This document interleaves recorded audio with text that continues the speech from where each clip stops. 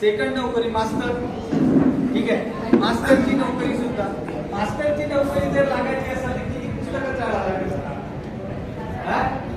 हजारो, मान्य करता ना? समजा माझ्या जीवनामध्ये हे 2 ते 3 पन्ने मी पाठ केले सर, आणि तोच प्लॅन, तोच सगळं, तेच सगळं जे डॉक्टर साहेबापासून घेतलं तेच नाही का लोकांना आतापर्यंत सांगत सुटलो. का म्हणत आहो, माझ्या आईला रिझल्ट आला, तोच रिझल्ट मार्केटला वाचला, आणि डॉक्टर साहेबांनी जो प्लॅन माझ्या समोर प्रेझेंट केला तो प्लॅन मार्केटला मी नाही का फक्त शो करत आलो. जो प्लॅन आज तुम्हाला देणार आहोत तोच प्लॅन 6 वर्ष झाले, एकच कागद, एकच आकडे, सगळे आकडे एक प्रमाणे देत आहोत. 6 वर्षामध्ये करोडो रुपये उत्पन्न या प्लॅननं आपल्याला कमवून दिलं. समजलं? जर का करोडो रुपये जर कमवायचे असेल तर प्लॅन पुस्तकं किती चाळा लागत असेल. आज कॅल्क्युलेशन बायनरी जर विचार जर केला तर 2 आयडी वर बायनरी माझी 7 लाख रुपये प्लस निघते सर. फक्त का बायनरी डीआरपी सोडून, मान्य करता 7 लाख रुपये जर असेल कमवायचे तर किती पुस्तकं चाळा लागते. समजलं?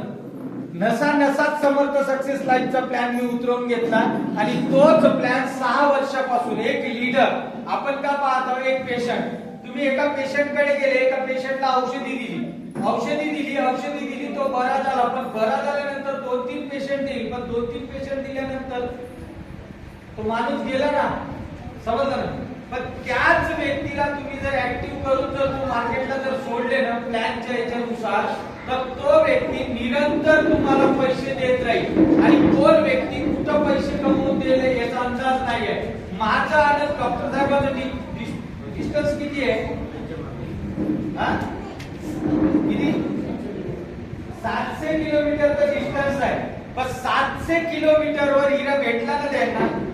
काय म्हणत, जेवढं उत्पन्न मी कमवलं असं ना त्याच्यात 3 पटीनं उत्पन्न कोणाचं आहे, कोणाच्या बेसिसवर.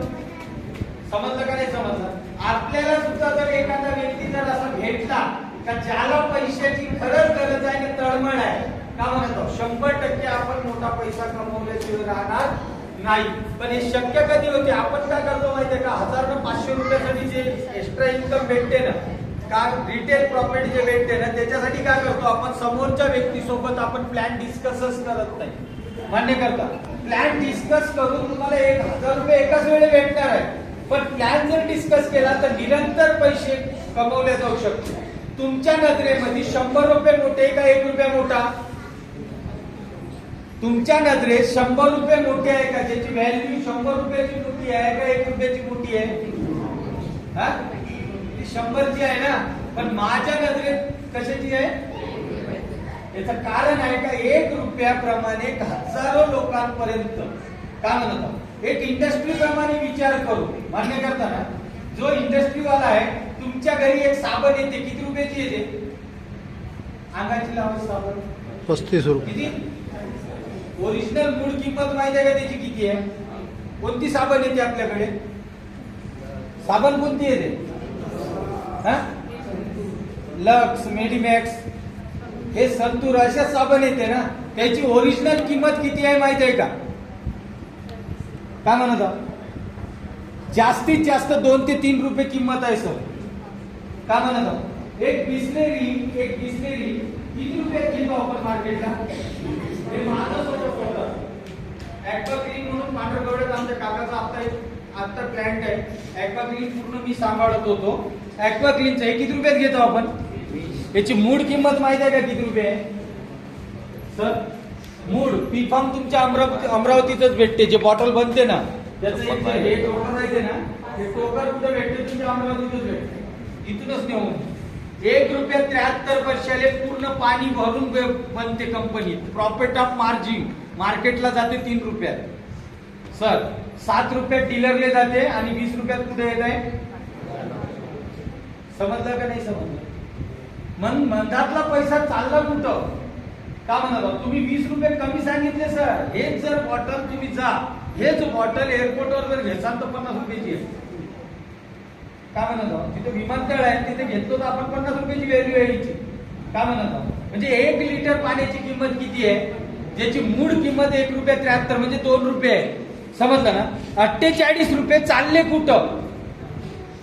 सर 48 रुपये चालले कुठं का म्हणत आपल्या टीव्हीवर ऍडव्हर्टाइजमेंट तुम्ही लक्ष साबण का घेताय कारण त्याची ऍडव्हर्टाइज ऐश्वर्या राय करत आहे जिची प्रॉपर्टी कमीत कमी नाही म्हणलं तरी 3.5 ते 4 हजार कोटी रुपयाची आहे काय म्हणत 40 रुपयाची साबण सप्लाय करत आहे ना मार्केटले त्यांचा सासरा 1 रुपयाची नवरत्नची डबी विकत आहे सर का विकत आहे नवरत्नची थंडा थंडा कुलकुल आहे ना सर मान्य करतात का करतात प्रमोटच करत आहे ना हे कॅडबरी चॉकलेटची ऍडव्हर्टाइजमेंट तो व्यक्ती करते पण कॅडबरी खाते का खरंच ते प्रोडक्ट त्यांनी यूज केलं का म्हणत परवा एक मॅगीची ऍड पाहिली मी ज्या व्यक्तीने ते मॅगीची ऍड करत आहे तोच म्हणत आहे का मी हे खातो का तो आपल्याला खायला सांगत आहे ना पण तुम्ही तुमचं प्रोडक्ट किती रुपयाचं आहे तुमचं प्रोडक्ट किती रुपयाचं आहे